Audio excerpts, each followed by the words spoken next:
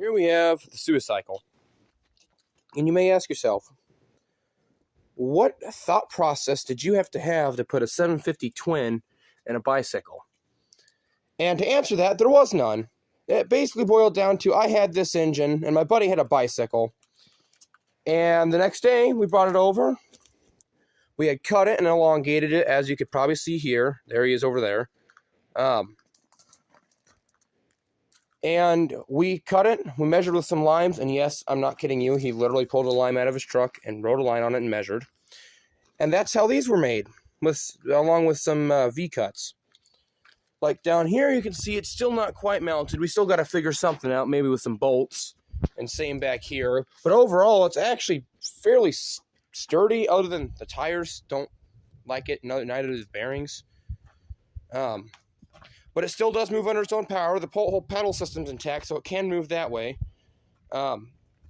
We are planning at some point to actually get it running and moving, but given it needs a spark advancer and some wiring work, it'll probably be a little bit.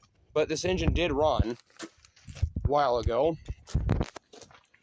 And to a lot of people that say, oh, well, this isn't very sturdy, it is. In fact, we've had it up to about 50 miles an hour. Here we go. Here's sitting on the ground.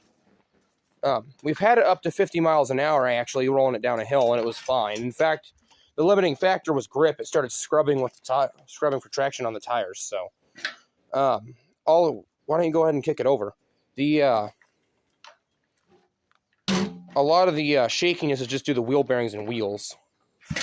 Yeah, see, it doesn't break. And then why don't you show them that you can actually sit on the seat and reach the pedals, because that's a common issue most people think you can't do, which is actually a complete lie.